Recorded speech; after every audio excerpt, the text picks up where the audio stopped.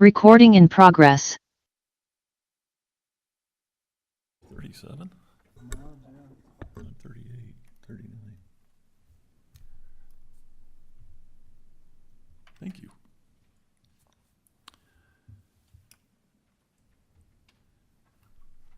I think we have everybody.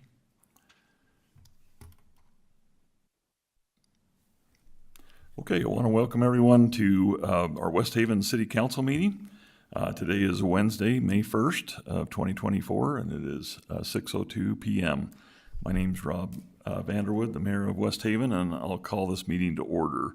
We'll start with our opening ceremonies. Our Pledge of Allegiance will be by Councilmember Morse, and our prayer or moment of silence will be with Councilmember Schwab. Please rise and repeat the Pledge of Allegiance. I pledge allegiance to the flag of the United States of America and to the republic for which it stands, one nation, under God, indivisible, with liberty and justice for all.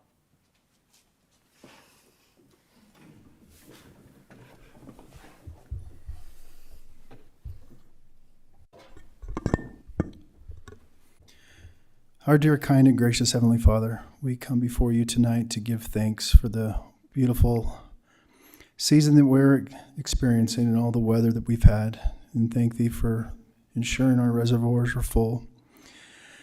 And tonight we ask Thee to help guide our minds to make the decisions that are best for all residents.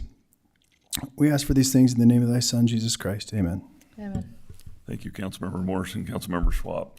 We want to thank everyone for being here tonight, and especially those that are online and those that are present here, whether they're staff or council members. We have Councilmember Dixon that's on Zoom tonight. We'll move on to our next item on here, our public presentation. Residents attending this meeting will be allotted 2 minutes to express a concern or ask a question about any issue that is not on the agenda. No action can or will be taken on any issue that is presented. Do we have anyone that would like to come forward at this time? Okay, seeing none, we'll move forward on here. The next item on here is item 4, our upcoming events. We have our Arbor Day, which has been changed over to May 4th, which is Saturday, for planting trees. Do we know where we're meeting on that? Do we have a... Yes, we have it on the, I believe it's posted on the city social media, but I don't want to get the name wrong. I'll get in trouble with Amy, but it's over at the Poulter Park, and the address is on the flyer. Yeah, Poulter Family Preserve. but is it at the preserve or the pond, or is it kind of both? Yeah, there is an approximate address on there on the flyer, but I don't have it in front of me. I apologize. Okay. So, all right. Well, let's plan on those that can we're attend. going to be bringing donuts and just some water bottles for people to drink. So, love to have anyone that would love to come and help out. I think Brock said there's about, I want to say about 20 trees. Is that 25? 25 trees. So there's a bit more than like last year over at the park. Do you remember how many there were, Carrie, last year? But it went pretty quick. Oh, here we go. Thanks, Carrie. So the address is, and this is the Pond at Poulter Family Open Space Reserve, and it's at 4150 West, 3800 South. So we're all going to meet there at 8 a.m. on Saturday. Okay, perfect. Thank you for that information. Touch a Truck, that's a little event we have. I think we have 60 vehicles. That's a lot more than we've had in the past, and 1,000 hot dogs. So we're going to have meals and Meals on Wheels. So it should be good. Should be pretty fun for everybody. So make sure that everybody can attend. That'll be on May 6th, and that's from 6 until 8 o'clock. So we're looking forward to that. West Haven Days is coming up. That'll be on the 17th and the 20th through the 22nd of this year. And then we got the Arts Festival in September 21st. We also will be reviewing some possible grant projects on May 15th and having discussions. So council, please be thinking of organizing, some grants, some things like that, the projects that you would like to look at, so that we can get those ready for ramp grants coming up this year. So we're prepared for that. Anything else? Upcoming events, council? Prevedel Park, did you want to mention that? Which one? The ribbon cutting? Oh, yeah, we need to put that on there. Ribbon cutting. Let's see, that is on, gotta remember the day, is it? It's May. I think it's 17th. 17. Yeah. Okay. Thank you for that. I forgot that wasn't on here. So, yes, that'll be a fun event on there. We're going to have some s'mores. That'll be, I think it starts at 6 p.m. So that'll be over at the Privedale Park. You can look up the exact address and how to kind of weave back to get to that park, but it's just off of 1800 over there, 1800 South. So looking forward to that. Anything else? Okay, we'll move on to item 5, our council updates. Do we have any council updates from the council? We did have our dumpster days. That went very well. There was a lot of trash that got brought in. That was a good time over there. We also had our Utah League of Cities and Towns that some of the council members were able to attend, and that was, I think it turned out pretty good. Did you guys have anything you wanted to share about the conference? Maybe the next work session, we can discuss what we learned there and share it with the council members that weren't there. Yeah. I think That it'd would be be great. good. Okay, let's plan on that. And then also, we appreciate too Utopia and that mention. I know that we're seeing where everybody's going, and it's all hooked up in some of these areas, that the phases that are out there. So we appreciate that they're posting those and we're getting them on our website. That's been helpful. They seem to be releasing those pretty fast now. Pretty quick. Yeah. They added 3 additional ISPs today to the selection Oh, that really? residents can pick. Yeah, so there's Great. lots and lots of options for your internet. Yeah, that sounds good.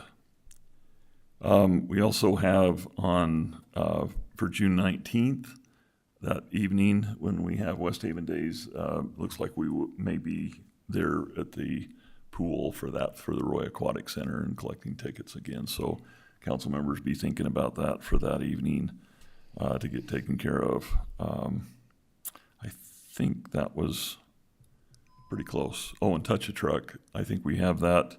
We have to fill sacks, right? What day is that? Saturday at 3 o'clock. Yeah, Saturday at 3. So if we can come over and help get those hot dog bags Those all ready to DoorDash? go. Is that yours, Mayor? What's that? The DoorDash, is that Dash yours? outside there. Yeah, that was probably me. If it's Thai food, it's for me. So, but anyway, yes, make sure we can make it over there on Saturday. So Saturday will be a busy day, planting trees and filling sacks. Okay, anything else from the council?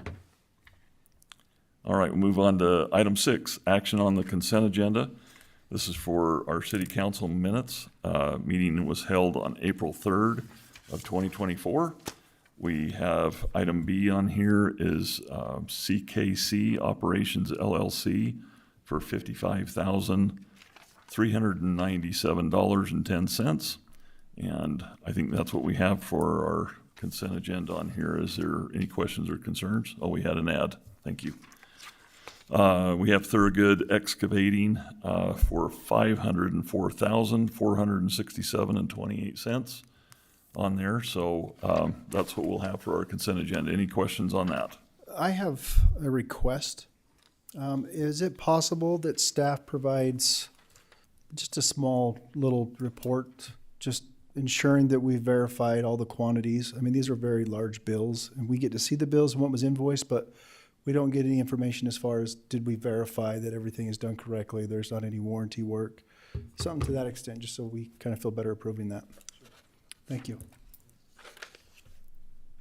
Okay, I'm ready for a motion if there's no other questions. I have one. Okay. Emily, I just wanted to add on the minutes, on number 5, the council updates, when we reported on the Easter egg hunt, I just wanted to add Nicole Young's name to that list. Okay, I will add that. Thanks. Okay, I'm ready for a motion.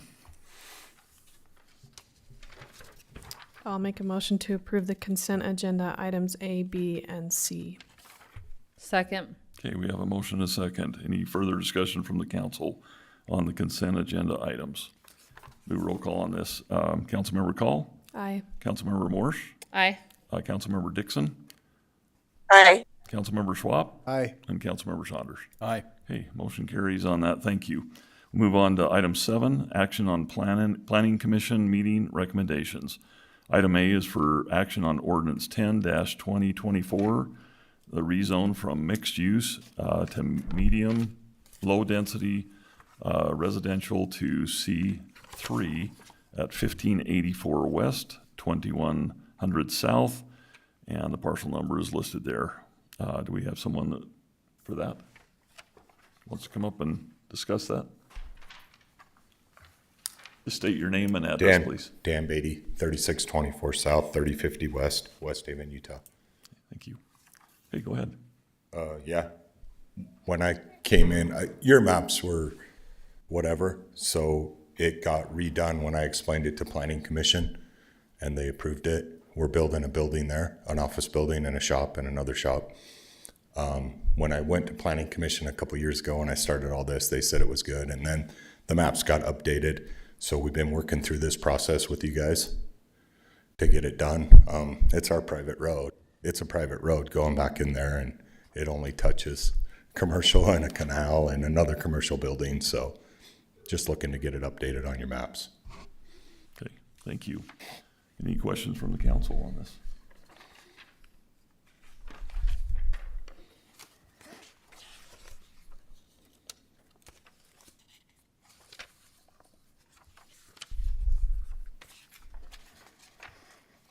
No questions? No questions. Okay, I'm ready for a motion.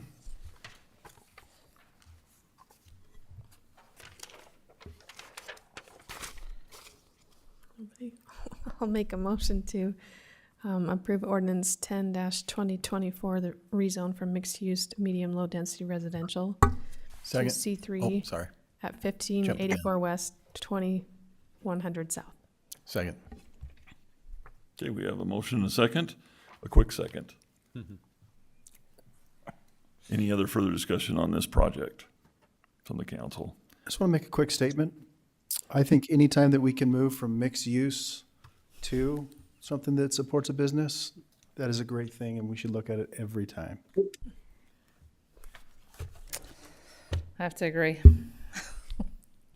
I third that. Okay. Any other discussion at all? I fourth that while we're at it. Okay. Well, we only need a second, but thank you for that anyway. We'll move forward. I'm an overachiever. All right, let's do a vote on that one. Did we have a motion? We already voted. We didn't vote. Or we didn't vote. Second. You got the motion in the second. Oh. Okay. Do we need to do a roll call on this one? Okay, thank you.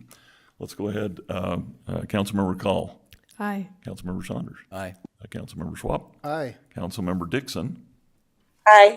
And Councilmember Morse. Aye. Okay, motion carries. Thanks for coming in and taking care of that for us. Thank you guys. You're welcome. All right, we'll move on to item B on here. Action on Resolution 13-2024, amendment to moderate income housing on here. Alka, are you? Yeah. Okay.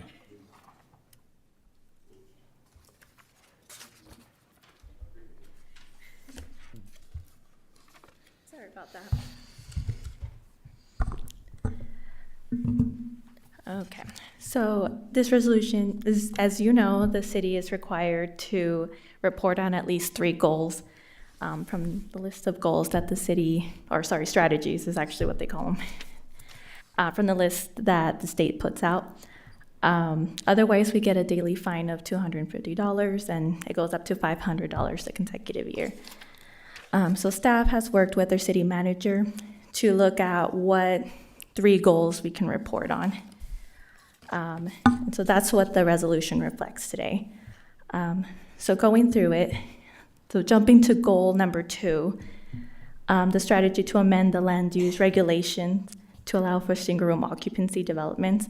So that was something that was already adopted with our previous resolution. The change to that is we took out the minimum of 25% of studio apartments and just basically added a line or a couple lines in the mixed-use ordinance allowing for that. If a developer wants to add that in, they can. And so that mixed-use ordinance will come before you soon. It went through Planning Commission last week. And then the deadline that we have is to the end of October, just to give us some time. But it should be before you soon. And then the next goal, to reduce, waiver, eliminate impact fees. That's also one that was already adopted in the previous resolution. The only thing that we're changing on that is the deadline. Originally, it was October 1st, 2023. We ended up missing that, so now we're just moving it to the end of October 2024, but that ordinance is going to be something you review tonight. And then the last one is goal number 5. So that's a new goal that's been added, and that's to eliminate impact fees for any accessory dwelling unit. That's not an internal accessory dwelling. And that ordinance will also be in front of you today, or tonight. And the deadline for that is the end of October 2024, just to give us a little bit of room there. But yeah, those are the major changes for that. Okay, thank you. Got some questions? I have a question for our amazing attorney. Do we have a definition for single room occupancy? And can that be interpreted that everything's in one room in that dwelling? Well, oh, sorry. I'll let you field that one. Well, that's going to be addressed in the mixed-use ordinance. It's not just one line saying, hey, it's allowed. There are certain stipulations that they'll have to meet. So I can add a definition to that ordinance. So in here, though, what does it mean? Does it mean that the living room and the bedroom's all one room? Because it says single room, so it doesn't specify if it was for a bedroom? Yeah, so typically it's kind of like an open area. It's kind of like a hotel room. Yeah. So yeah, I mean, we can add a definition onto here if you'd like, but it'll be addressed more in the So mixed use it's like a ordinance. studio. Yeah, it's like a studio. Okay. We changed the word studio, we had it there. Used to say studio. Yeah, I just kind of left a little more broad, just in case we wanted to, just to include other options. Mr. Mayor, if I could. So, some of the language that's included in this resolution is verbatim from the state code, and the state code identified the term single room occupancy. And so you might recall, I think a previous draft that was approved didn't quite follow the exact wording of the code, or of the state code, and ended up that we had to go back and amend it. So it is important that we follow exactly what the state prescribes as an official strategy in the code. We'll check the state code to make sure to see if there is a single room occupancy definition, but we have given it, or at least in draft form, in the ordinance that will be coming before you, there are some criteria that really do describe and define what that is, with square footage and different things like that. So before that comes, again, we'll verify what the state code has as way of a definition for that specific term, and otherwise try to put some definitive limitations and descriptions to that term, so we all understand what's being proposed and approved. Perfect. If there's no number essentially tied to this, and we're trying to have moderate income housing, and they come and just put in one, that essentially meets this definition. And there are 200 units, they have one. Yeah, and like I said, that's something that's going to be addressed in the mixed-use ordinance and something we can talk about. There's a definition, a number in that? No, but we can say that, like in that ordinance. Are you recommending like a percentage? I'm not saying percentage, I'm just saying you state it this way, it's gonna be taken advantage of. To me. Well, not if if we put more detail in the actual ordinance. Because this is just to say we're complying with that strategy. But as far as like the developer's concerned, they're gonna have to follow whatever stipulation we put in the actual mixed-use ordinance. But if you would like, we can add a little bit more detail in the resolution itself. I think what you're asking for is more stipulation, so that there's more guidelines to follow that This, doesn't allow for an ambiguity. I would rather have you deal with like more detail in the actual I ordinance. agree. Ordinance. This is Because just this the is- goals. This is what, what we're required to This do by is the just to get ordinance. to a certain point with the state, right? Yeah, that's why I kind of want to We leave really it more need to broad. address these as in the ordinance itself. Yeah, which we will. Because that's added here, the mixed-use ordinance was added into this. Okay, Alec, I have a question. Out of curiosity, you mentioned for goal 3, we had missed the deadline on that. How did we miss that deadline? Do you know? I'm not sure. I know in October, we had a change in staff. That probably had a lot to do with that, because it did say October 1st. I did talk to Alyssa with the state, and basically she said, if it involves legislative action, then we should be okay, which it would.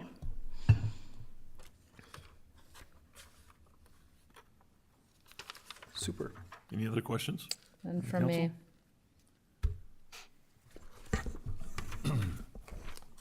Okay, I'm ready for a motion if no other questions.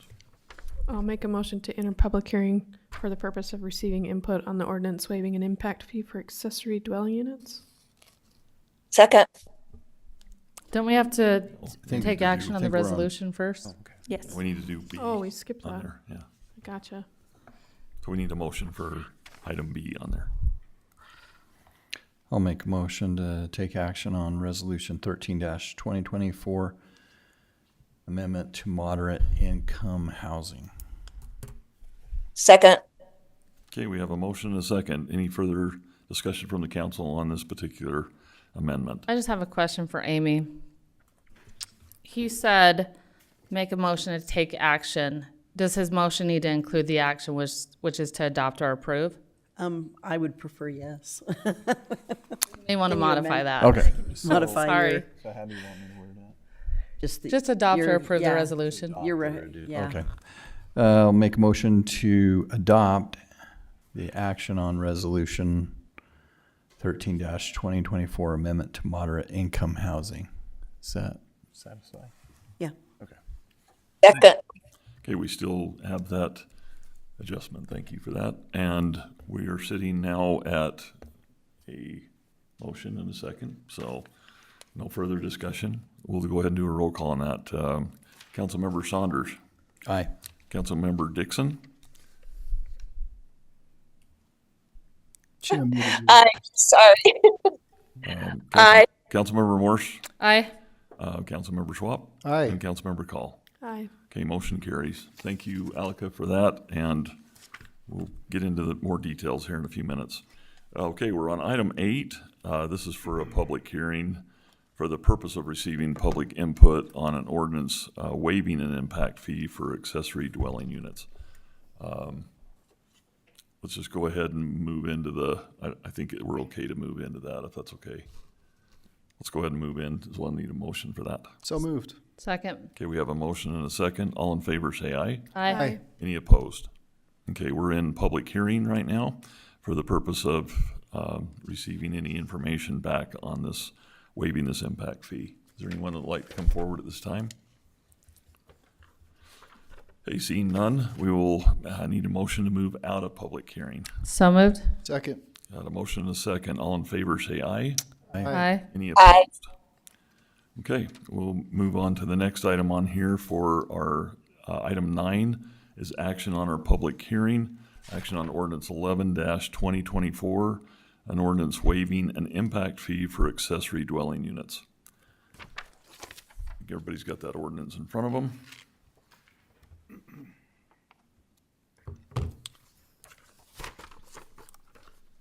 Any questions on that?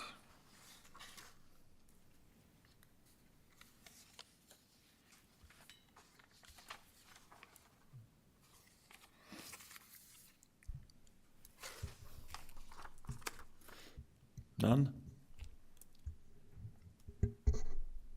Okay, I'm ready for a motion.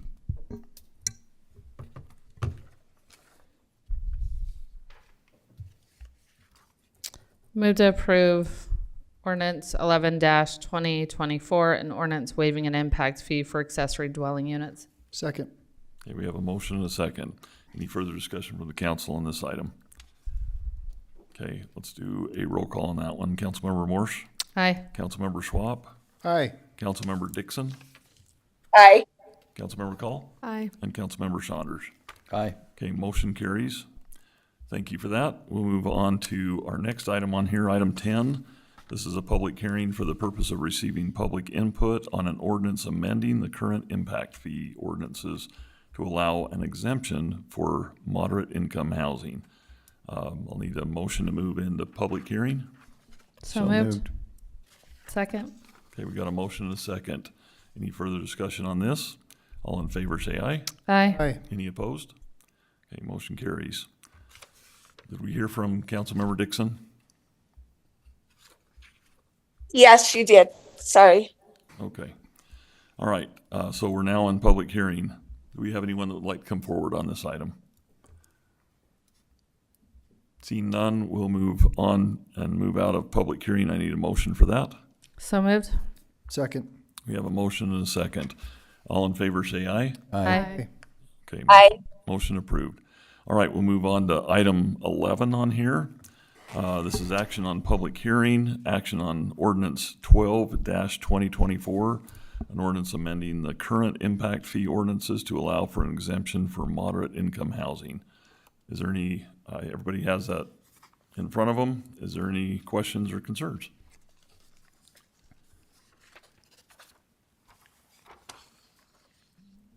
So if it's a multiple unit build, say like a fourplex or something, and only one of them meets the requirements, how does that impact fee shake out? They would be given, the city manager would look at that and be able to like give a percentage. But it's a way to be able to give something so that it helps with that moderate income housing problem that exists. Thank you.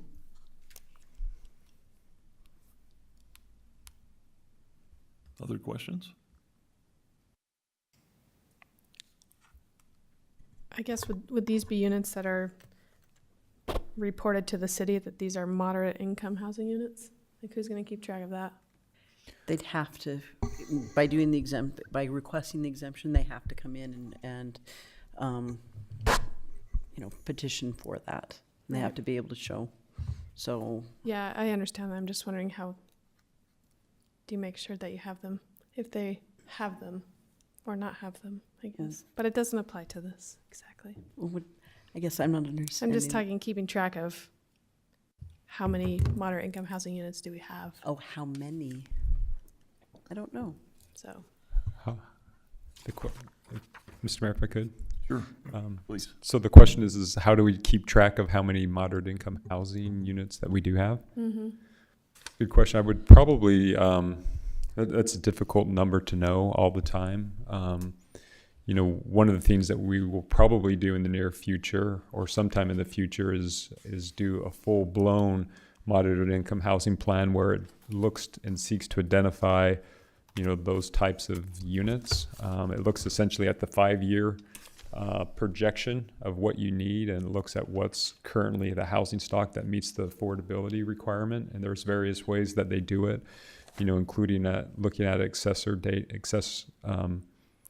data for what the home values are worth. In some cases, they're looking at rental markets. And so those are the means that they would come to identify what types of housing stock that we have that qualify for affordable housing. But in any given time, it's hard for city staff to know, you know, what that is. I would also just tell you, in general, the idea with this annual reporting requirements is to try to keep track of progress made towards some of these strategies. And so, for example, one of the things that we need to report on every year that may or may not be that are presumed to be, I should say, moderate income housing is the accessory dwelling unit.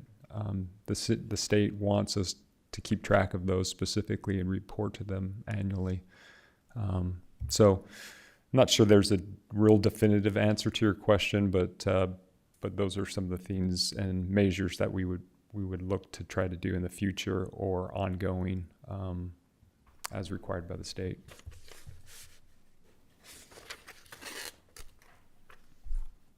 So we learned some pretty cool stuff from our state legislatures this go round. And I would like to see that this has some changes made to it to kind of mirror what they've been doing. That this needs to be owner occupied for a minimum of 5 years. That way it can't be turned into an investment property right after build. They get all of this impact fee waived, and then they go sell it to a third party, and it becomes a rental property. Well, they can't sell it and do that because there's a deed restriction on it.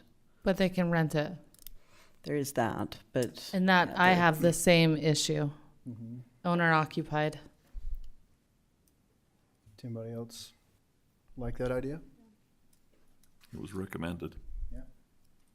It was recommended to do so, but So just, Mr. Mayor, if I could.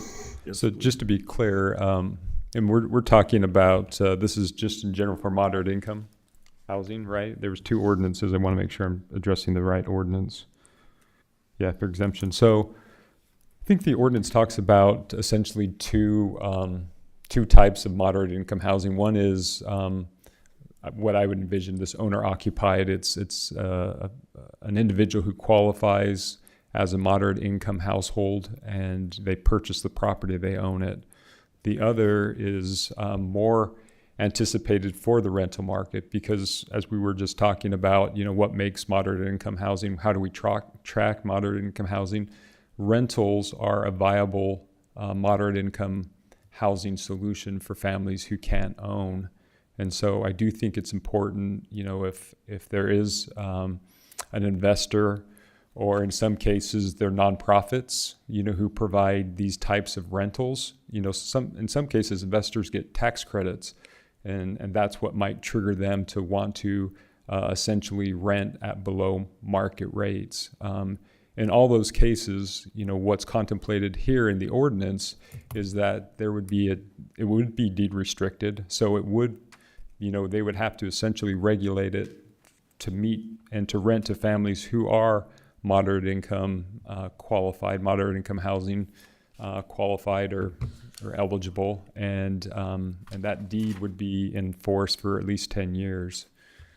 So I don't know if that addresses your concern, but I do think rentals are an important component of providing housing for families or individuals who are moderate income households. And I understand your opinion on that and I appreciate that, but I still would like it to say 5 years owner occupied. I don't think for me, I'm trying to drive areas of the city where we're gonna have a bunch of rentals. I don't think that's in our general plan or in what. But when they come in, they'd have to, I mean, the thing is they'd have to be designated as rentals to begin with. And so it's not that they could come in and get it as, hey, I'm going to be owner occupied and then turn it over and do a rental. This is ones that are specifically already designated. You'd have to designate it from the get-go that they're rentals, not, it's an option, I guess is the. the They'd thing have for to the- designate it when they come in for this loan, essentially. Yeah, and so it'd have to be at the very beginning of it all. It can't be like midstream, it can't be, But let's say they come in, they say, we want to buy this house, we're gonna live in it, and then 2.5 years later, they move out and they start renting it. We don't actually know that they're doing that. no, but what we have is, when it comes to the rental specifics, is that when they come in, we already know that those will be rentals. I mean, when it comes to the other, owner occupied, I mean, I think that it's dealt with up in 2.1 regarding, that it's supposed to be, the intent is that that part is owner occupied. If they sell it within the time period, it has to, it has to be to somebody else that is moderate income housing, or that's when the addendum to the deed kicks in, and at the closing, the money would come back to us regarding what those impact fees would be.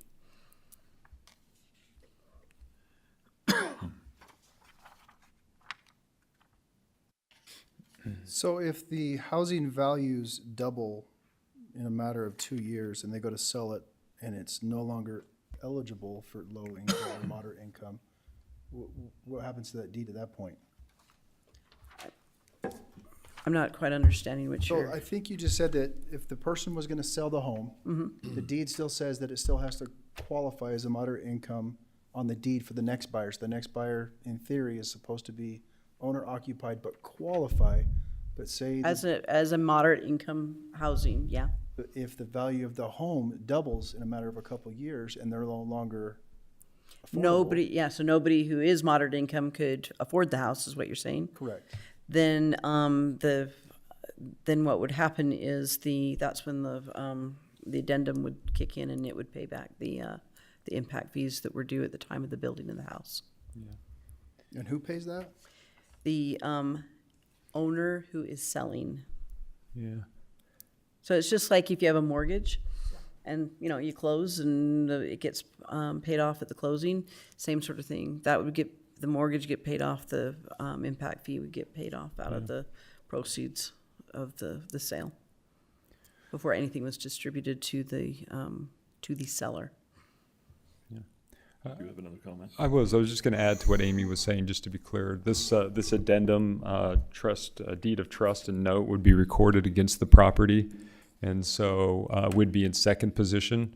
So, like if it was financed, which presumably it would be, once that, deed was satisfied, or that note, then we'd be in the second position more than likely, and they would, the mortgage company, not the mortgage, the closing The title company would contact the city and let us know that it's being transferred, and essentially make the arrangements to pay back the city the impact fees if it isn't for an eligible buyer.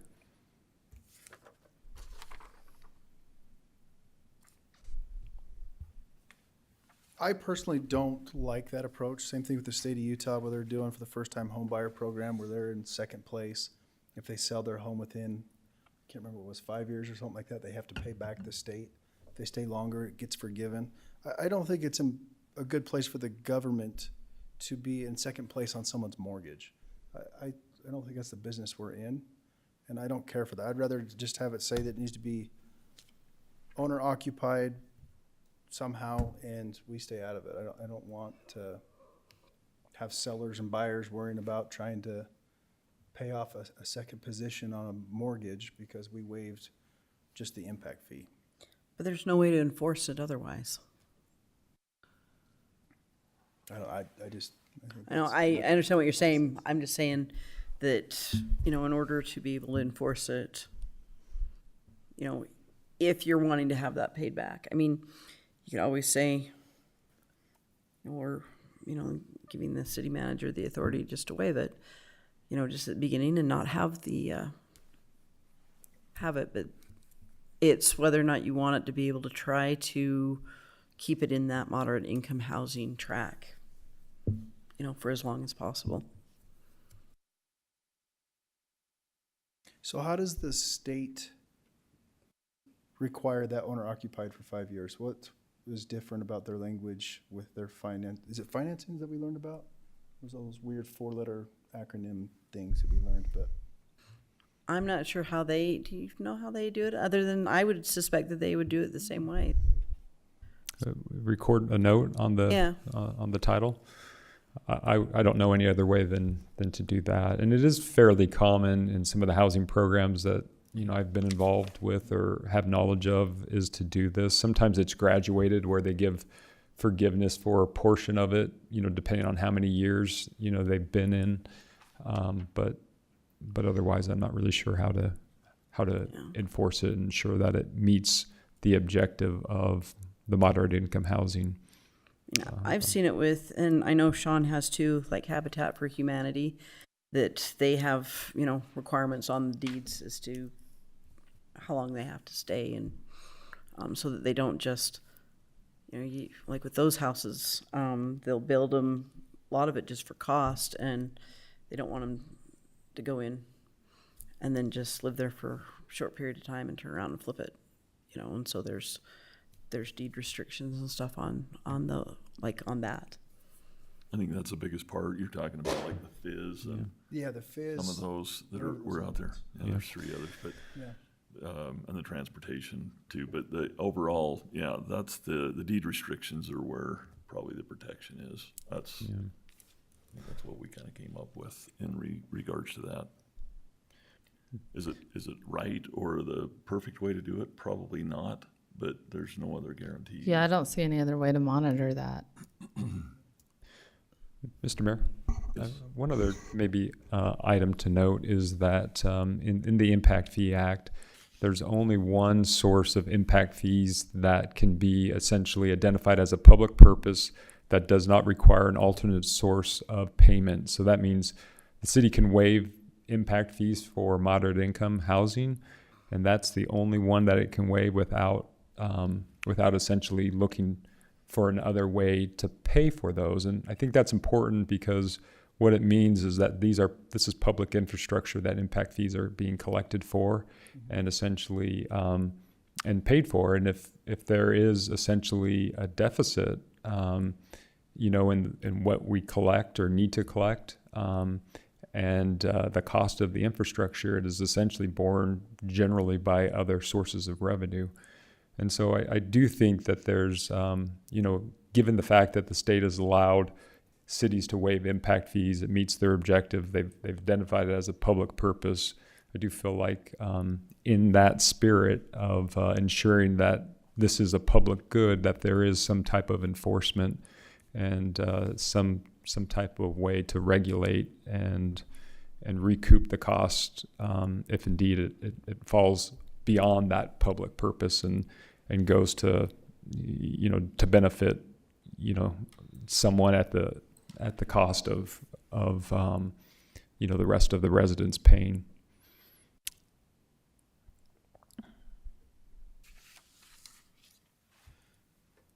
I think it does provide some penalty, but at that point, if you do decide to move out or sell it. No, I agree with that. I think that's a good thing. And again, there's no way to force any of these developers currently to even utilize this. To even build anything cheap enough that someone can afford. So I think it'll be good. Any other questions on this? Concerns? Thank you for your explanations on that. Is there any comments? I know we have Ed back here. Is there any comments from your side on impact fees? Because they're expensive. No, not on my side. Okay. Because I think that penalty does bounce back as a cost. That's a little bit higher too. Impact fees are pretty high, no matter where you're building. Okay. I'm ready for a motion if there's any concerns or issues. I'll make a motion to adopt ordinance 12-2024, ordinance amending the current impact fee ordinance to allow an exemption for moderate income housing. Second. Okay, we have a motion and a second. Any further discussion on this item from the council? Okay, we'll do a roll call on this one as well. Councilmember Saunders, Aye. Councilmember Morse, Aye. Councilmember Dixon, Aye. Councilmember Schwab, Aye. and Councilmember Call. Aye. Okay, motion carries on that. Thank you. I know if there's any more discussion or concerns, we can always talk about those a little bit more too as time goes on. But the legislation has got a lot of different rules and regulations out there. It will be interesting to see how this all unfolds. All right, we'll move on to item 12, public hearing for the purpose of receiving public input on adopting the tentative 2024-25 budget. And is there anything, Sean, that we need to go over before we open it up for public comment? I would just, for those who are in attendance and who may be listening, this is part of the city's budgeting process where the council is required by state code at this meeting to adopt a tentative budget, which the budgeting process essentially looks at what we anticipate to be our reasonable known expenses and reasonably anticipated revenues, and to balance a budget accordingly. So there's a public hearing that's required with this item, and you will need to consider adopting a tentative budget. We've identified as part of adopting this tentative budget that the final budget will be adopted or considered for adoption on June 13th. And between now and June 13th, the city will continue to evaluate and revise our estimates and make sure that we have the most accurate document that we foresee as being a realistic anticipation of expenses and revenues. And as you know, through the course of the year, we'll continue to monitor the budget and make adjustments accordingly, even after it's adopted. So it's really an ongoing effort, but it's an important part of being fiscally responsible and managing the public funds. Perfect. Thank you for that. Appreciate it. Any other comments from the council before we move into public session, public hearing? I'll take a motion to move forward then. So moved. Second. Got a motion and a second. Any further discussion? All in favor, say aye. Aye. Aye. Opposed? Okay. We're in public hearing now. Is anyone like to come up and have any discussion on the budget? This is everybody's favorite topic. If you can tell. Okay, seeing none, we'll move out of public hearing back into our regular session. I'll need a motion for that. So moved. Second. Okay, we have a motion and a second. All in favor, say aye. Aye. Aye. Any opposed? Okay, we are back into our regular session again. So we'll move on to item 13. Action on public hearing, action on resolution 14-2024 to adopt the tentative 2024-25 budget for this year, this coming year. Is there any concerns or issues you'd like to bring up on that budget?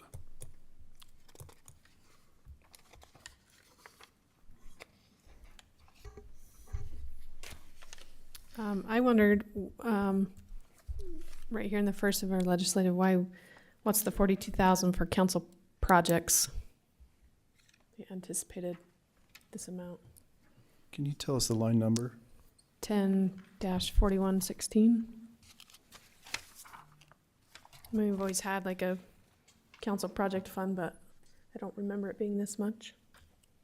So As raised. I'm just getting there, but I'm anticipating that it's council projects, and essentially going from memory, what's budgeted or contemplated in that budget is, I need to look for sure the amount, but it's the resident survey that we talked about at the budget retreat, along with $20,000 in contingency funds, which would allow the city council to implement another project or another initiative partway through the budget year without needing to do a budget amendment. But you could certainly, reduce that number to whatever you think would be appropriate. But Right. It's been 20, so I didn't remember or know that that was a survey was included in this line. That's why I wondered. It is. It was a request to do a survey. So we do have, and I don't know if all the council members are aware, we do have our wellness survey that's out there right now. Yeah. That's been hit pretty well. We're getting some good responses back on that, which will give us some things from, and that was something that came from the Utah League of Cities and Towns while we were there, to get that up and running. So I'm glad that that's up and going at this point, and we're receiving some information back on that, but that will help us to also look at our own survey that we'll put together. Any other questions? Can you remind me what the survey is that we're adding in or proposing? It's the Y2 analytics.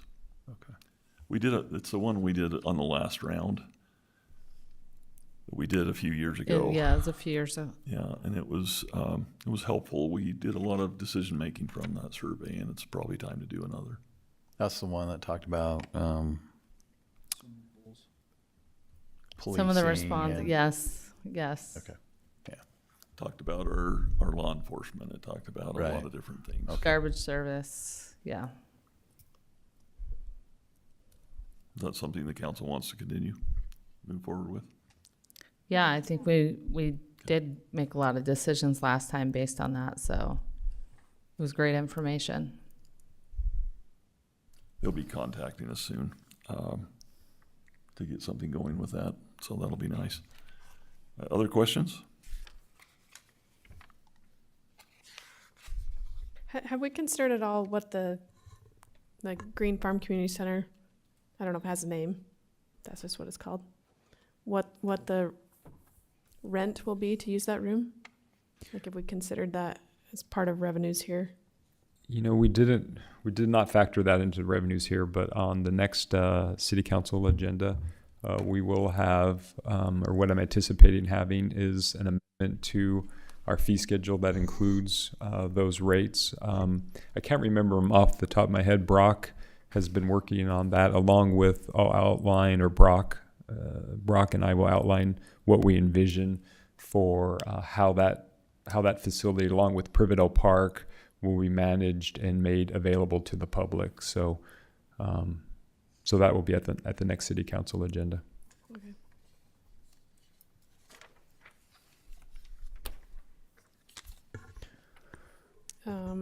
I also have one on line 10-4664, which is the Art Council. I only know that because I'm on that. We have it budgeted here as 18,000, which the council would gladly use. That's what it was last year, but that was a $12,000 grant that they had. Normally, it's a $6,000. Oh, that's right. It's a $6,000 budget, just like some of the other committees. So we'll take it. No. No. So just pointing it out that it's there. Okay. I wish we could look at some sponsors for a couple of those, like the Easter egg hunt and that as well. Well, Waste Management sponsors Roy City's Easter egg hunt, so we should be asking them to sponsor some as well. Yeah, I don't know if we've dug into that quite as deep, but yeah. Yeah, those are some items that would be nice to get sponsors for. Mayor, do you usually keep within the senior activities budget? Seems like more is spent than that. Nope. I think Pretty we're close? pretty close to around the 2,000. Pretty close? Yeah, but next year it'll be more. Okay.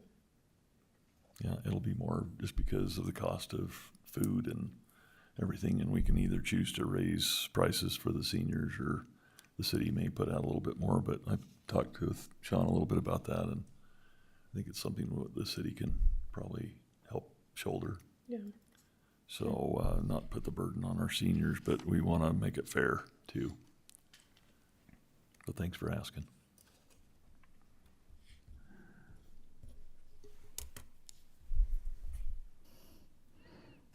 Question on the football. Sorry, I was just on the same page as Carrie, so I don't know if, I'm sure Carrie's got more questions. But on the football, we're budgeting $38,500, but for the current year, we're estimating $46,494, which is a lot more. Mr. Mayor, on that issue, that, we talked about in, I need to verify, that this might be the factor, but how we talked about essentially how the estimates are. And if you receive a lump sum at one time during the year, the projections don't always portray what really is going to happen for the rest of the fiscal year. It uses that larger number that occurred at the at a one time and extracts it forward. And so I would generally say the actual, right, because football is over right now. So I think a better indicator of what it's going to be is where we're currently at the actual, which is the 30,500. Right. One other thing I wanted to mention and we had talked about it last time, was the fact that the junior highs will no longer be offering football programs. So I would expect to see that number rise from there. I mean, probably quite a bit. I don't think 33,500 is that a 3? I'm saying it right? 33,500? Sorry, I don't read small font well. I just don't, I think it's going to be more than that. And I don't know. I don't think we're projecting it correctly. What would you recommend?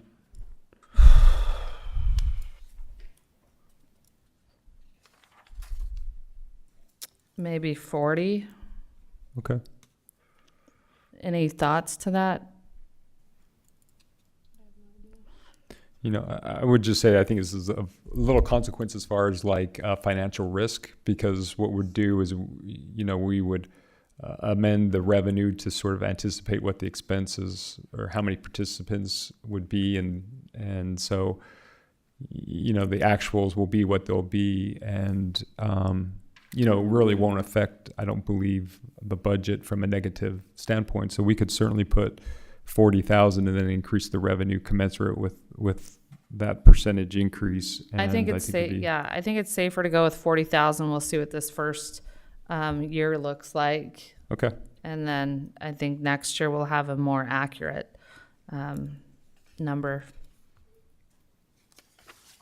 Yeah, and I'd still like to look at, at least the opportunity for other participation from other cities. Me too.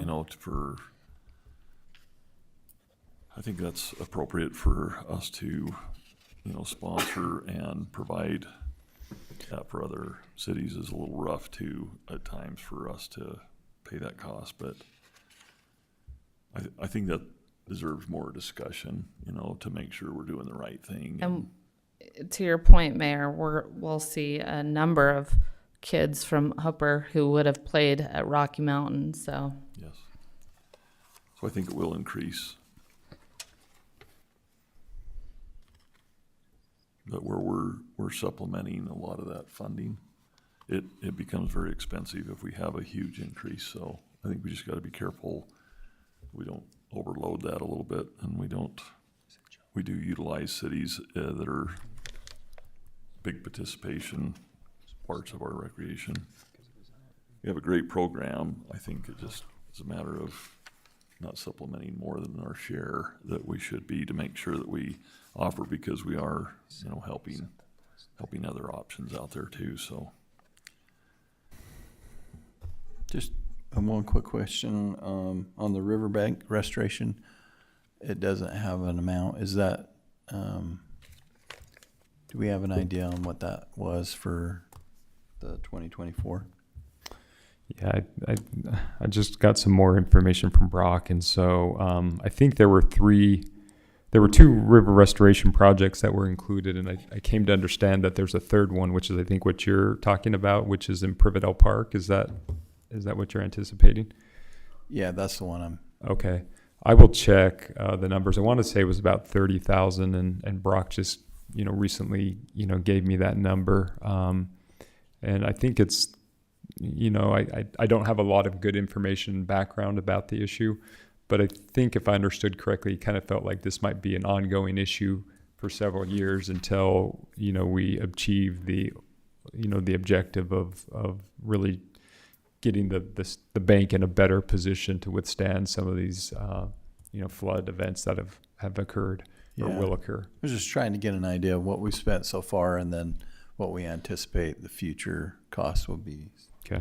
Because I think that'll need to be added in here for 2025 if there's continuing, projects with that, which I think there is. I think there is too. Yeah, you're right.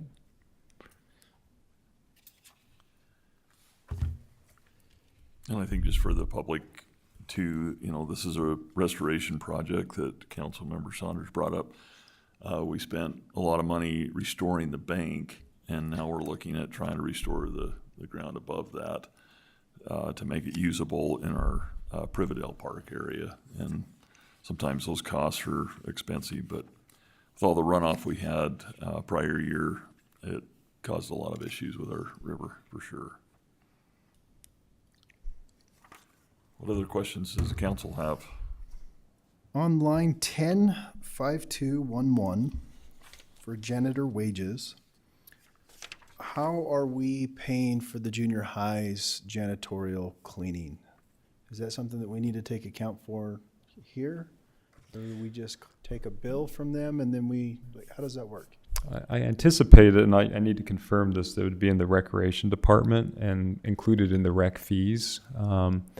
And so those expenses that you see for, any given line item that might include using that facility, I think would be expensed out of that line item. But I need to verify that, but that's what I would anticipate. This is in the general fund, obviously, and this would be primarily for this building, I believe. And I'd defer to Emily if she has better information about what all makes up that 30,000. So it's to clean this building, the Public Works building, and then some of the bathrooms within the parks as well. So the restrooms in the parks? Yeah, And so where we have, is it 3 new ones in Prividale that are coming online? yeah, I believe so. That's something we need to account for there. And then also we're gonna have one at the pond at Green Farm. We're gonna have the community center. Those are all additional areas for cleaning, so I wonder if we need to capture that? Yeah. Yeah, I think that's a good suggestion.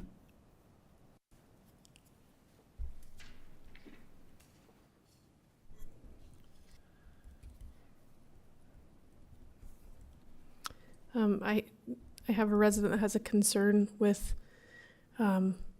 looking forward into the next year on any computer that cannot run Windows 11 because they end support for Windows 10 in 2025, October of 2025. So I have no idea what we run on our computers. I'm sorry, I was writing, so I missed a little piece of that. You're talking about the software and the Yeah. software being no longer We supported. might need to be upgrading a computer that can't run Windows 11.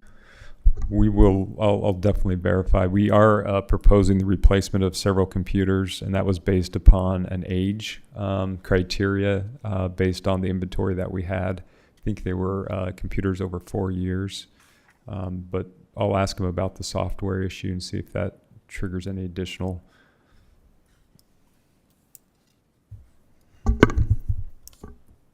I'd probably bring up one other item that I would have hoped that we maybe had maybe department heads bring to our attention, but we do have some concerns with our playground equipment at the different parks that we have. It's getting old.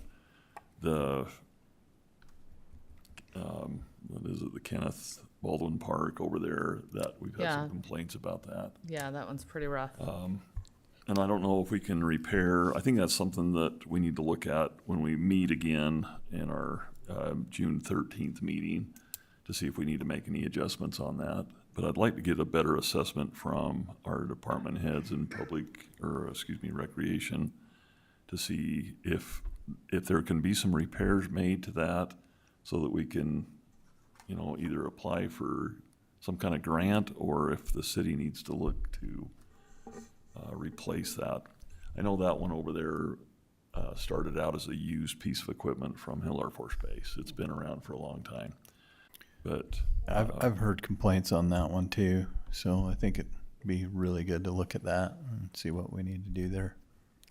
Well, if I remember, Brock came and asked for that last year, and it was said no because he wanted to wait on the park survey Renovation. thing. Like, why put it in if it's going to get moved or the park's Yeah, not going I to look recall that way? that as So he well. did Yeah, want to you're, already you're look right. at it, Yeah. and Yep. he was I- no. So Sorry. I recall too that Brock said that it was sold, they couldn't get replacement parts for it, and so they were trying to just rig something up when something broke. But we've talked about it in a couple of budgets that I remember. yeah. But it wasn't brought up this year, but we'd like to see if we could get something done with it. So if they can't, I know we have equipment that can, weld and put things together, but if we could fix whatever's over there, that would be great until that time. But because we're, public safety is important, we want to try and see what we could do to that. So whatever we can do, I think to maybe try and look at that and see what needs to be done over there to make sure that it is safe, or else we need to close it. That'd probably be the next step. So.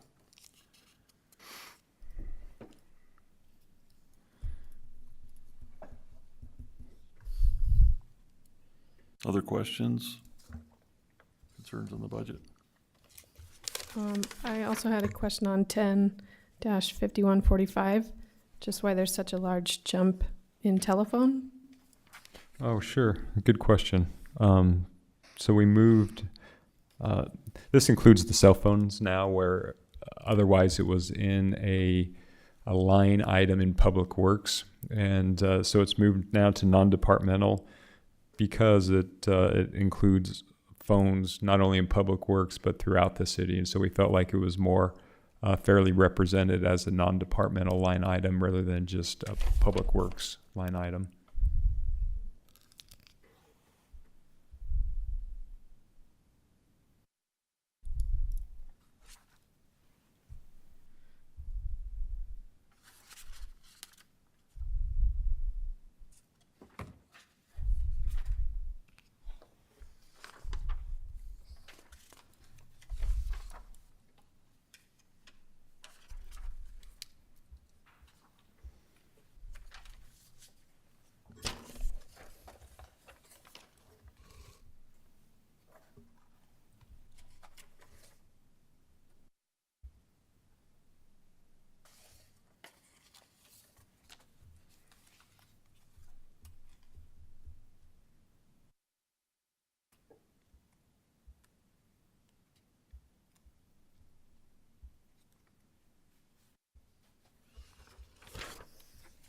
Anything else from the council?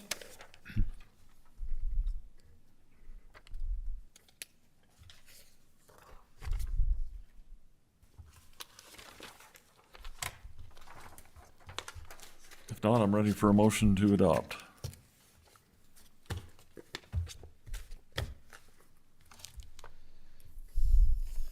If you do make a motion, make sure you just add in, I guess, the June 13th meeting.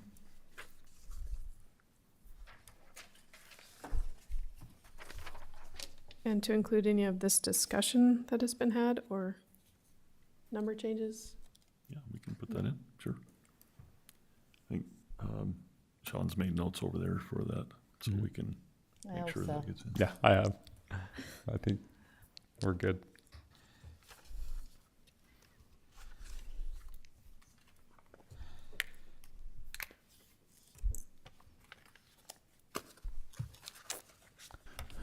I missed that.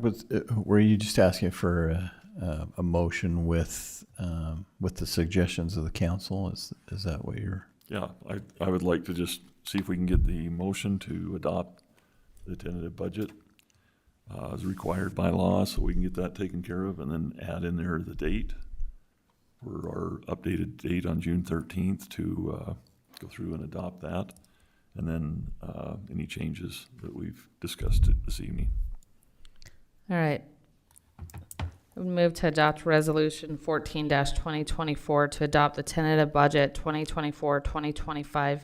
The tentative 2024-2025 budget with plans to adopt the budget on during our June 13th meeting, and with changes as noted by our city manager.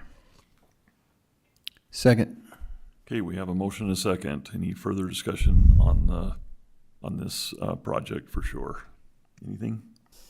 Okay, we'll move on with a roll call on here. Councilmember Morse. Aye. Councilmember Saunders. Aye. Councilmember Dixon. Aye. Councilmember Swap. Aye. Councilmember Call. Aye. Okay, motion carries. Thank you for that. Thank you for the notes. Hopefully we got all those down, and if you have any other concerns or issues, I would definitely try and meet with our city manager on any other concerns or issues before our 13th of June deadline. Okay, we'll move on to item 14 on here, action on resolution 09-2024 LKL Road Reimbursement Agreement. I know this is something our attorneys worked on. Yes, so, and a representative from LKL is online. The J. Norris family thing, there is the representative, it's J. Norris is the representative from LKL. We've talked about this in another meeting that back in July of 2022, this was brought to the council by the previous city manager, Matt Jensen. Why it was not brought back to the council, I am unclear. And frankly, we were not aware of it until LKL brought it to our attention that this was a discussion and that it needed to be finished. Because Matt Jensen had sent an email to LKL that said, hey, let's just finish the road and the building first and then we'll discuss it. I don't understand why, but that's what happened. And so, but at this point, we need to look at doing the reimbursement for the upgrade of the road that they've completed.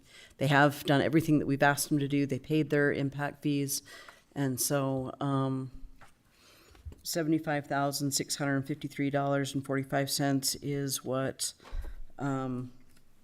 being presented in the agreement for the city's portion of the upgrade to the road. Thank you for that explanation. Does the council have questions on this?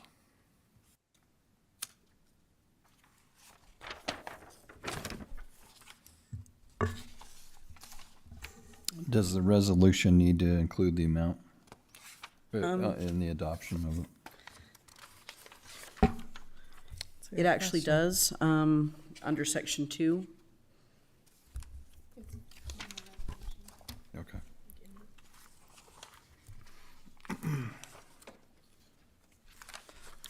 Did you mean I'm just action saying on the when resolution? when we propose to approve, if we do. And I know it's in there, but I don't see a problem with you giving the amount on there. Okay. That's I'm what, just saying that's what whoever. the resolution is asking for, so. Okay.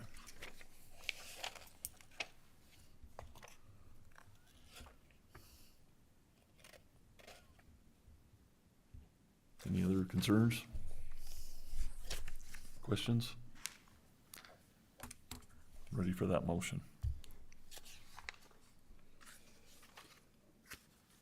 I will make a motion to adopt resolution 09-2024, the LKL Road Reimbursement Agreement. Second. Okay, we have a motion and a second. Emily, do we need to have the amount in there, or are we good? Don't need to? Okay, we're good. We have a motion and a second. Any further discussion on this item? Okay, we'll do a roll call on this one. Councilmember Dixon. Aye. Councilmember Morse. Aye. Councilmember Schwab. Aye. Councilmember Call. Aye. Councilmember Saunders. Aye. Okay, motion carries. thank you for being online, and we appreciate that and your patience with us on this. We'll move on to item 15.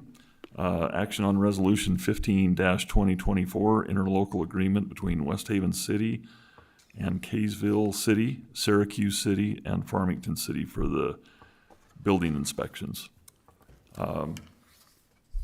This was something that was brought up also in, I think this is a really good thing to have, just because it's important that we get these inspections done on a timely basis to the state.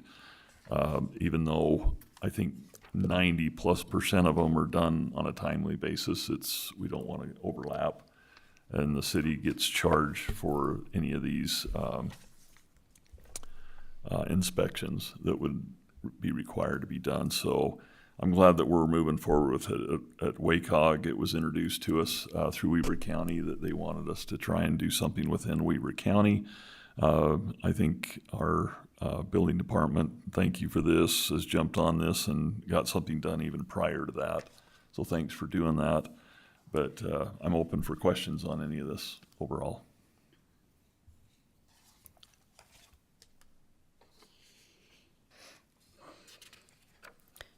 Just a brief thing.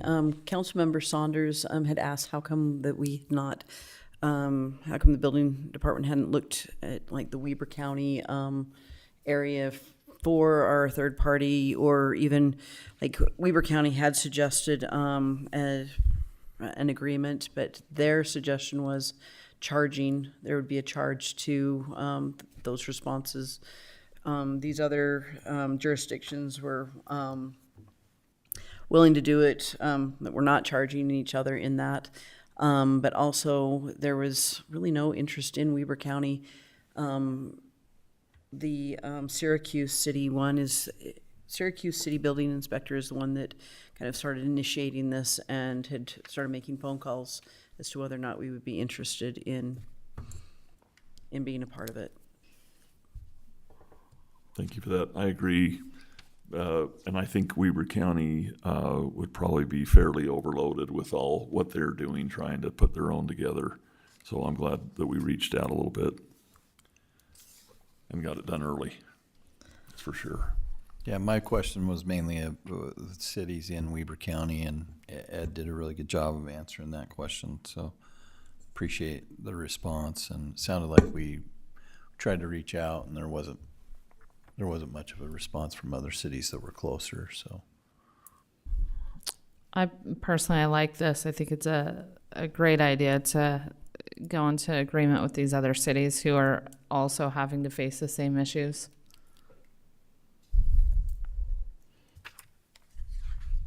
Thank you. Any other questions? Ready for a motion? I'll make a motion to adopt Resolution 15-2024, the interlocal agreement between West Haven City, Kaysville City, Syracuse City, and Farmington City for building inspections. Second. Okay, we've got a motion and a second. Any further discussion on this resolution? Okay, we'll do a roll call on this one. Councilmember Call? Aye. Councilmember Schwab? Aye. Councilmember Morse? Aye. Councilmember Saunders? aye. Councilmember Dixon? Aye. Okay, motion carries. Thank you for this. Thanks for being here. This will be a great thing. I think even if it's not used, it's a good insurance package for us to have available. So thank you for that. All right, we'll move on to item 16, action on Resolution 16-2024, agreement regarding the operation of the concession stand. I don't know who's covering that overall. I think Amy and I will maybe tag team on it. I think that's probably the best, You because I know wanna- that you've talked to James also about it. James approached Sean and I about this, that we've had issues regarding having the concession stands open during recreation activities. And the McNairs had approached James about the possibility of them running the concession stands and having those open for a pretty minimal rental amount, but it would mean that we could start to see maybe if once we have it open that we can, be able to see what kind of participation, but we really have a hard time keeping those open on a regular basis right now from what James was saying. Is that a fair? It is. Yeah, and it was a little time sensitive in the sense that they were hoping to get this arrangement in place prior to the recreation season, the spring season or summer season starting, which I believe is going to start here this next week. So for that reason, we try to expedite the opportunity and get it on the agenda for consideration. I would just like to say I'm a big fan of this. In previous budget sessions, we've seen expenditures for concessions outweigh revenues time and time again, and I think this is a really good way to stop spending so much in concessions that get thrown away. Put it on someone else.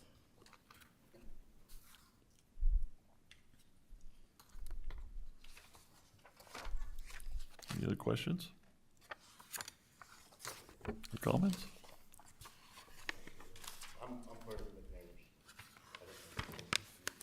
Yeah, do you want to come up? I'll allow that to come up and have a discussion real quick. Please just state your name and address for the record. My name is Jeff McNair. I live on 4772 West, 1600 South in Ogden, West Weber. But like she said, we proposed it. We've been coaching for years, me and my wife, and one of our number one complaints is concessions for them. And I asked James if I could propose can we do it?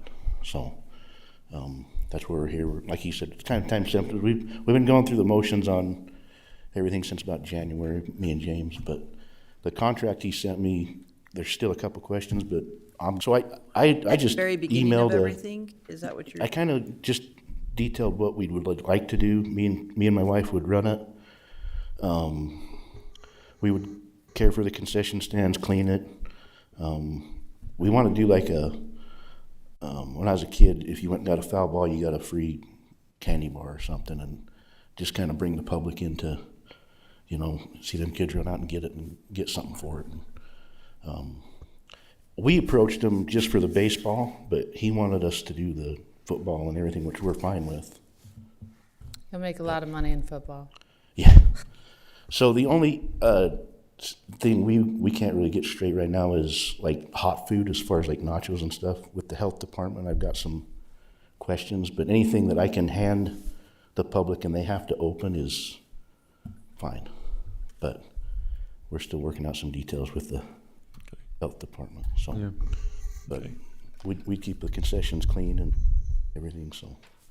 I appreciate you approaching the city about that. I think it's a really good idea, so thank you for that. And then while I'm up here, when you guys were talking about sponsors and stuff, I approached James a couple years ago about a sponsor to put a home run fence up. And I had $1,000 from Workhorse Trailer to donate the money to do that. Because when you talk about sponsors, like I've talked to parents that I've coached their kids and they're more than willing to sponsor something like that. But I've never got go ahead, or who do I talk to? So Yeah, just food for thought department. that there is people out there that are willing to. Sherry Bingham should, I mean, be on the that. only stipulation with Get on that Workhorse Trailers, he conversation. wanted to put a little sign up on the fence that said sponsored by Workhorse Trailers. And he was Sherry gonna might give- be a good one to that's have what I think contact. too. Contact Sherry Bingham with the city. Okay. Sherry Bingham, you said? Bingham, yeah. I'd probably work it through Sean. Have Sean Yeah. just get in touch with the city, and then they can guide you. Because they were saying, their big concern with the city, was James was saying, is like taking it up and putting it down. But we had volunteers to do that at the first of the year and the end of the year. But All right, so sounds fair. Sounds good. Well, thank you again for that. And if there's any details you need to work out, just get them back over to Amy, right? yeah. And like I said, we're going through the contract, and I wanted to get through this first before I signed to see what you guys had to say about it. So Good. Thank you. Excellent. Appreciate that. Mr. Mayor, just one other item for consideration, if you would, and the council. Currently, right now, the contract identifies a specific beverage as Pepsi as being what the concessionaire would need to to provide or sell. And we believe that we'd like to change that language to be more generic and just say that it would be a beverage approved by the city. That would just allow some flexibility as we kind of navigate That's a good our idea. contract. I was mine, I think, because we wanted to offer like some different types of Pepsi. A lot of girls like the Diet Dr. Pepper. Okay. So, Yeah, so I think it was, Pepsi had a 10-year contract, correct, with the city, 10 years. And so, here we are today, and it ends on the 2025. So that's the reason for the language in there. I'd actually ask for maybe one more amendment, that maybe we amend. So in the resolution itself, it says that the concession stand agreement between the designated applicants and the city, a copy which is attached as attachment A to this resolution is hereby adopted. Maybe that,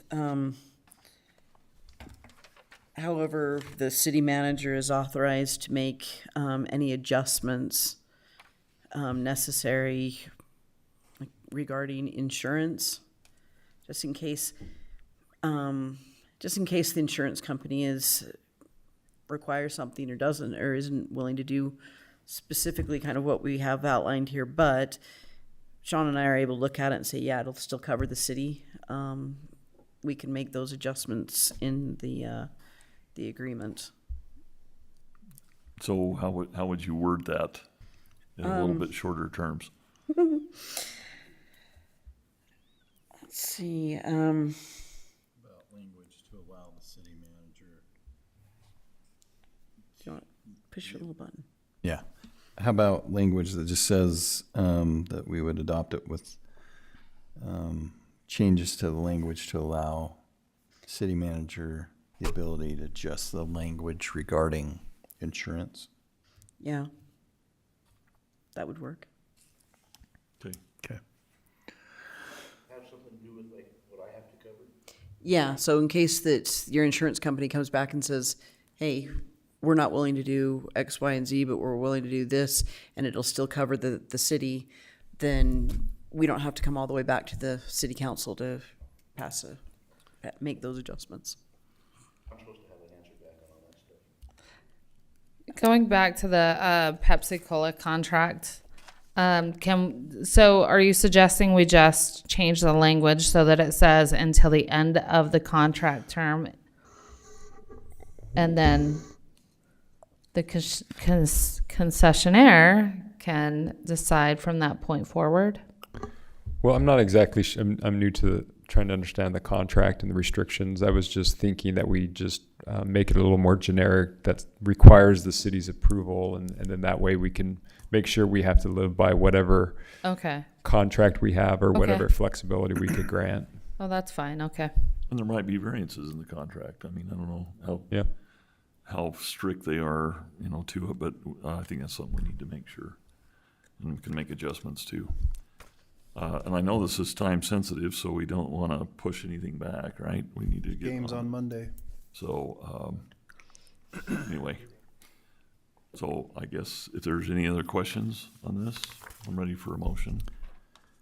I'll make a motion to adopt Resolution 16-2024, agreement regarding the operation of the concession stand with adjustments to the language to be more generic on the beverage provider, and adjustments to the language to allow the city manager to adjust the language if necessary regarding the insurance. Second. Okay, we have a motion, right? We got a motion and a second. Any further discussion? Okay, let's do a roll call on this one. Councilmember Saunders? Aye. Councilmember Call? Aye. Councilmember Schwab? Aye. Councilmember Morse? Aye. Councilmember Dixon? Aye. Okay, motion carries.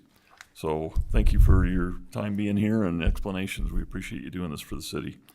Mayor, yes. if I could just cut in really quickly, as I mentioned prior to our work session, if you'll allow me to excuse myself and join virtually for the remainder of the meeting, I would appreciate that. No problem at all. Thank you Thank you. for letting me know in advance too. So It is that time, It is that time. 7:30. I'll see you in a minute. Okay, that sounds good. Thank you. We're going to move forward with where we're at on item 17. This is for advice and consent of one West Haven Special Service District Board member appointment submitted by myself, Mayor Vanderwood, to fill one remainder of a four-year term term position available due to the vacant term left by Curtis Nelson. The term will be from May 1st of 2024 through December 31st of 2025.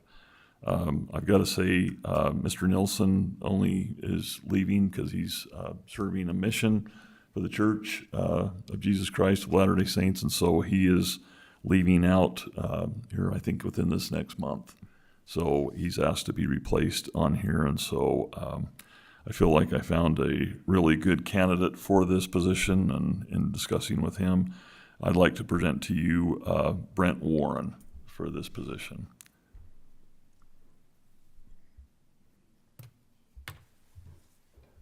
Sounds good to me. Okay, so I'm ready for a motion on this. I will make a motion to give advice and consent of one West Haven Special Service District Board member appointment submitted by Mayor Vanderwood to fill one remainder of a four-year term position available to the vacant term left by Curtis Nilsson. The term will be from May 1st, 2024 through December 31st, 2025, and that individual is Brent Warren. Second. Okay, Second. thank you. We have a motion in 2 seconds. Appreciate that. Overall, I think it's a good choice. All in favor for this, say aye. Aye. Any opposed? Okay, motion carries. Curtis Nelson did a fantastic job in this position as well, but Brent, I think, will be a good fill for this. And we did propose, to you a couple names, but I really think this will be the best. Item 18, advice and consent of two beautification committee member appointments submitted by myself, Mayor Vanderwood, to fill 2 3-year term positions. The new terms will be from May 1st of 2024, so today, through December 23rd of 2026. We've got 2 candidates that were submitted, and one of them is Michael Formica, and if I say these names wrong, I apologize. And the other one is Mary Ann Petriel. Can you say that, Councilmember Saunders? I'm not sure. Petrolina? Petrolina. Anyway, I apologize for my butcher job on that. Mary Ann. So those are the 2 candidates that are proposed for the beautification committee. And so any concerns or issues with those? I just want to say I really appreciate them being willing and they both attended a couple of beautification committee meetings, and they have a lot of good ideas. So great. Well, we're glad to have them on there. They haven't been residents for a long time, but they're willing to jump in. They have background in supporting cities, so that was really good. Okay, I'm ready for a motion on this, if there's no other comment. I move to give advice and consent of 2 beautification committee member appointments submitted by Mayor Vanderwood to fill 2 3-year term positions. The new terms will be from May 1st, 2024 through December 23rd, 2026 for Michael Formica and Mary Ann Petriel. second. Okay, we have a motion and a second, and we apologize publicly for. Yes, we do. Yeah, but overall, thank you for that. All in favor, say aye. Aye. Aye. Okay, we got 2 online, so we got that. Any opposed? All right, thank you for that. These are always really difficult because there's so many good people out there, but thanks for allowing us to get these people in place. We're really glad to have them. Okay, we'll move on to item 19. It's the bid award for our R. Kenneth Baldwin Country Park bleachers. We had a discussion about this a little bit if there was any questions during our work session because of people here, but we do have a representative, Ed, here if he wants to if you have any more questions about that.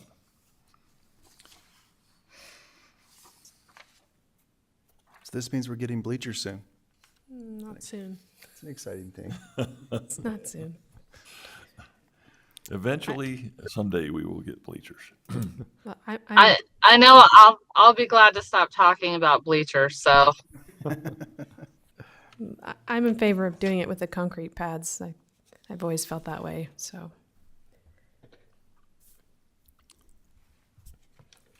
Because we have a few options here, but I align with the So just to be cement. clear, the $75,000 is for installation, concrete pad, and the anchors for the concrete pad. Is that correct? Correct, Mayor. It'll include the actual assembly of the bleachers, the pad preparation, any other concrete work that's required. It doesn't really request on there what the depth is on those. I know in engineering, are they pouring a 4 or 5 inch, 6 inch? They recommended a 5, but we'll look at that. And also, I know our construction official has some experience also, so we'll get his input also. All right. Is there any other comments from the council on this? Anyone online? I'm in favor of it. Okay. I am also in favor, and I have always been in favor of the concrete pad as well. I think it's safer. I'm in favor. Okay. Well, we're going to, again, there's no movement other than we're just going to go ahead with that bid then, I guess overall. So there's no other. Do we have to voting or anything award we the need to do? bid We have to award it. We need to award the bid, to, right? to one of Okay. these companies? Let's go ahead and move forward with that then. I'll move to award the bid for the Kenneth Baldwin Country Park bleachers to Bowen Construction with line item 1 bleacher site preparation of $17,000, line item 2 install bleachers of $36,000, and the additional option of concrete pad with concrete anchors of $22,000, totaling $75,000. Okay, thank you. Second. Got a motion and a second. Any further discussion? All in favor, say aye. Aye. Roll call. I Does this need to be a roll call? Yeah, we're going to do a roll call. It was just a practice. Okay. Okay. Councilmember Schwab. Aye. Councilmember Call. Aye. Councilmember Saunders. Aye. Councilmember Morse. Aye. And Councilmember Dixon. I Okay, motion carries. Thank you. Looks like we're all set. Thanks, Ed, Well, for looks being real here. good. Thank you, Mayor. Appreciate it. All right, item 20 on here, adjournment. Move to adjourn. Second. We have a motion. Second. Have a motion and a second. All in favor, say aye. Aye. Aye. Any opposed? We are adjourned. Thank you for your meeting time.